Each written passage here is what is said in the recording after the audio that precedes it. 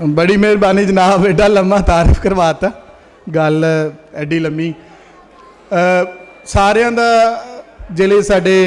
खास कर ਜਿਹੜੇ ਸਾਡੇ ਮਹਿਮਾਨੇ ਖਸੂਸੀ ਜਾਂ ਸਾਡੇ ਕੋਲ ਜਿਹੜੇ ਮਹਿਮਾਨ ਬਾਹਰੋਂ ਦੂਸਰੇ ਮੁਲਕ ਤੋਂ ਆਏ, ਸਰਦਾਰ ਬਰਜਿੰਦਰ ਹੈ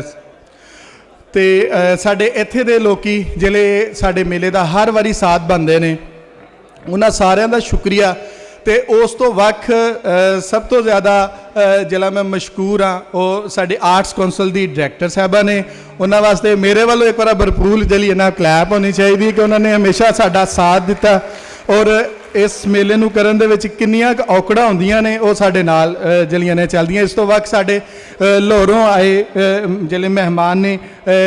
प्रोफैसर जुबैर साहब तो नैन सुख जी उचेचे साढ़े कोल आए, उन्होंने वास्ते भी एक बार जिला उन्होंने जी आया लैलपुर वाले कहन मेरे वालों भी उन्होंने बहुत शुक्रिया कि वो आए। तो गल इंज है कि असी 5 साल तो ये काम करते आ रहे हैं तो मुख्तलिफ उहदे तरीकाकार बनाते रहने हैं,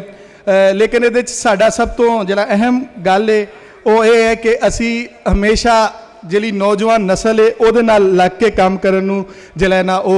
चंगा समझने आ। और साडे इस मेले दे विच सारे दे सारे ऑर्गेनाइजर जिहड़े ने बेसिकली तालिब इलम ने, पढ़ाड़ ने, वो सारे दे सारे साडे नाल जिहड़े ने ना वो शामिल होंदे ने। इस तो वक्त तुसीं इस वारी वेख्या कि तुहाडे सामने झूमर दा जिहड़ा सब तो बेहतरीन जिहड़ा उन्होंने अपनी परफॉर्मेंस दी है उहदा सारा क्रेडिट जिहड़ा है साडे कोल डॉक्टर फैसल जप्पा साहब प्रोफैसर ने पंजाबी दे, उन्होंने जिहड़े साडे कोल इस्लामिया महमदी शरीफ तो जब तशरीफ लाए उन्होंने वास्ते